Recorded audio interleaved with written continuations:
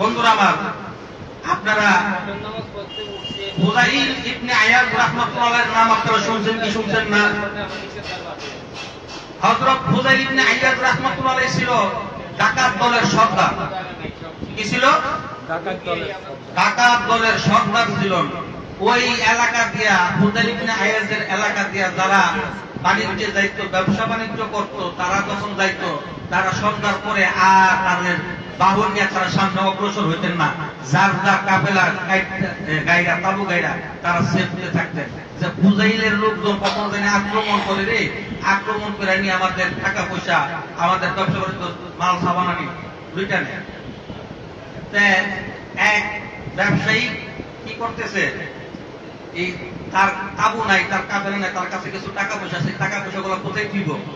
তখন উনি দেখতেছে একজন লোক নামাজে দাঁড়ায় রয়েছে, নামাজ আদায় করতেছেন। সুবহানাল্লাহ। নামাজ আদায় করতেছেন, নামাজ আদায় করতেছে। তখন ওই লোকটা বললো যে এই লোকটা যেহেতু আল্লাহ ভীরু মানুষ, নামাজ কালাম করতেছে, এই লোকটার কাছে আমার এই জিনিসগুলো, আমার টাকা পয়সা গুলা, এগুলা যদি আমানত রাখি, তাহলে আমি আমানতের খেয়ানত হবে না, সকালবেলা এগুলো আমি নিতে পারবো। সুবহানাল্লাহ। এখন এই লোকটা কি করলেন, ওই ফুযাইল ইবনে আয়াদ রাহমাতুল্লাহ আলাইহি যখন আপনার নামাজ যখন শেষ করলেন, নামাজ শেষ করার পরে তখন ওই ভদ্রলোকটা যায় বলতেছে যে হুজুর, আপনার সাথে একটু কথা আছে। কি কথা? হুজুর, আমার এই যে কিছু জিনিস আছে, টাকা পয়সা আছে, এখন তো ফুযাইলের লোকজন তো এই পথটা তো যাইতে পারতেছে না, খুব সেফটির বিকাশ আছে, এইগুলো যদি আপনার কাছে আমানত রাখতে চাইছিলাম, সকালবেলা আমি এগুলো নিয়ে আসবো। আর কাছে কইতাছে ফুযাইল ইবনে আয়াদ নামাজ পড়তেছিল। সুবহানাল্লাহ। যেখানে বাঘের ভয় সেখানে রাখতে আসে। তাহলে ফুযাইল ইবনে আয়াদ বলতেছে ঠিক আছে, ওই লোক তো জানে না যে উনি যে ফুযাইল। ঠিক আছে, তাহলে দিয়ে দাম। দিয়ে গেল। দেওয়ার পরে ওই লোক তো নিশ্চিন্তা মনে চলে গেল যে যাক, একজন আল্লাহ লোকের কাছে আমার জিনিসগুলো আমানত রাখছি, এগুলার খেয়ানত হবে না। এগুলা নিয়ে গেলেন। সকালবেলা যে ওনার যে সাঙ্গ পাঙ্গরা আছে, ওনারা তো সারা রাত টাকার দিন কি করে লুটতে মুটতে যা নিয়ে আসে সর্দারের কাছে জমা দেয়। সর্দার আবার এগুলা কি করে, ভাগ করে। ভাগ করে কিনা? সর্দারা ভাগ করে না? সর্দারে ভাগ করতেছে। ওই যে ভদ্রলোক রাত্রে তো জমা দিয়ে গেছিল, তো উনি আবার সকালবেলা ওই জায়গায় গেছে।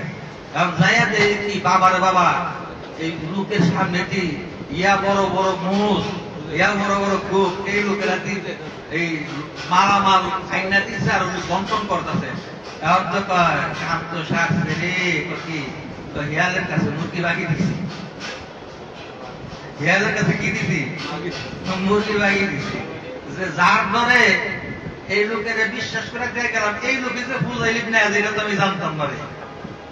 তখন ওই ডাকাত যারা আছে, ওই ফুযাইল ইবনে আয়াদের সাঙ্গভঙ্গর আছে, বলতেছে সর্দার তো কি ওই গাছটিকা, ওই গাছটিকা, ওই গাছটিকে কোথায় যায়?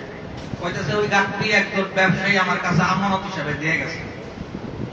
তাহলে যখন দিয়ে গেছে, আমরা তো লুটটা মন লাগে, আর হ্যাঁ আয়া দিয়ে গেছে, শোনাই সোহাগা, ওরা ভাগ করেন।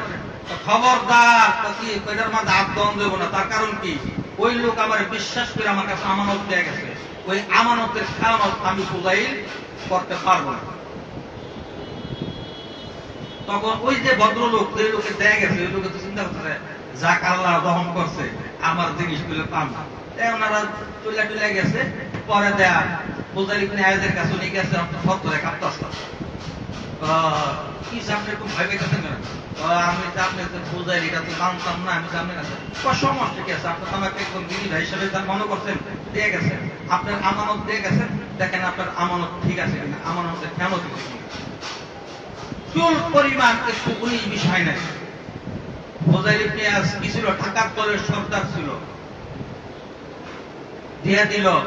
আল্লাহ বলতেছে ফুযাইল, তোর দুইটা আমল আমার কাছে সবচেয়ে বেশি পছন্দ হয়েছে। কয়টা আমল? দুইটা আমল। একটা আমল হলো সে বড় লোকের কাছ থেকে লুট করে আইন না গরিবদের মাঝে বিলি করে দিত। সুবহানাল্লাহ।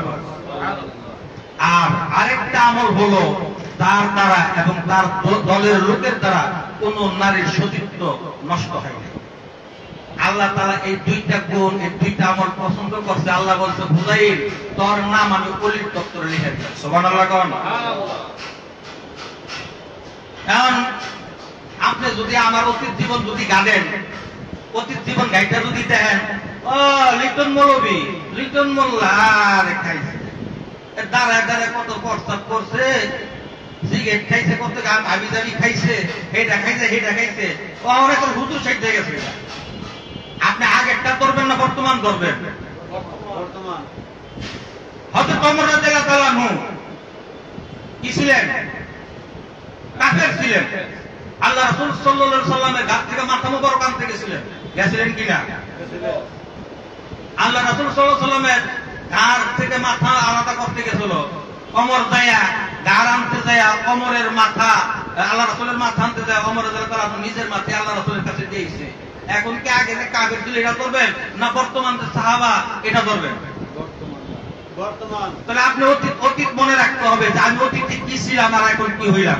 আমি মানিকগঞ্জ বায়াতপুরে ধর আগে কি ছিলাম সেটা দেখার বিষয় না, বর্তমানে কি সেটা দেখার বিষয়। কথা ঠিক কিনা?